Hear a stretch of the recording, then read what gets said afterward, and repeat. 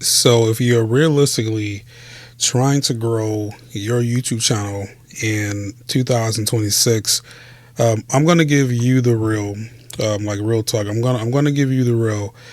This game with YouTube, it's not about your core community. It's about you as a brand. It's about what you're trying to bring to the table. All right. So just stick with me here, and I'm gonna honestly help you guys out. All right.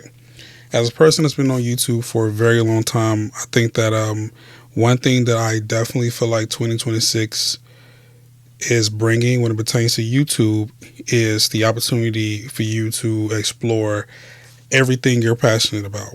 For a very long time, it's always been about you got to niche down, you got to have one thing that you make content about. But in 2026, I don't think that's the case anymore. I feel like YouTube really, really wants creators to create. They want someone that creates content. And you, as the brand, you have to create content around everything. Because the more people that see your face, the more people will recognize you, the more you become a brand, the more money you make. Okay.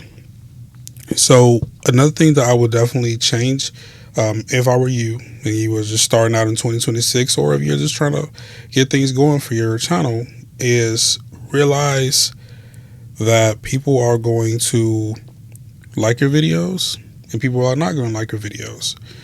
You're going to have a mix of reactions. You're going to have the comments sometimes are a lot crazy with more hate than more love.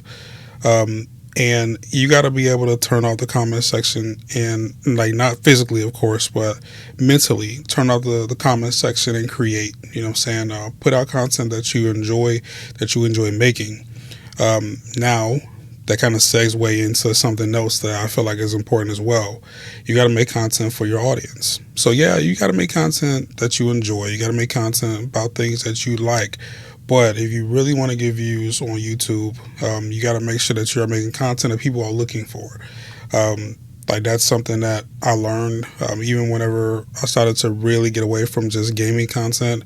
People look for things. They look for solving their problems. They look for information. They look for leaks or news. They look for those things. So you got to make content around those things, man. And don't don't put yourself in such a box that you're kind of stuck making one thing and one thing only. For a long time, I felt that way about Fortnite. You know what I mean? Where I really enjoyed the game, I enjoyed playing the game, I enjoyed the gaming community. But at a certain point, you have to grow. You have to navigate the changes that come with your community as they grow and as they change. And don't be afraid of change. That's nothing. That's next thing I was going to say. Don't be afraid of change. Don't be afraid of doing things that you might not be as comfortable doing because you are so worried about your past community and not worried about your future content. So hey, that's my 2 cent, man. Like legit, I tell anybody that's trying to get into this line of work, and that's literally what it is. Because being a content creator is work. You definitely have to.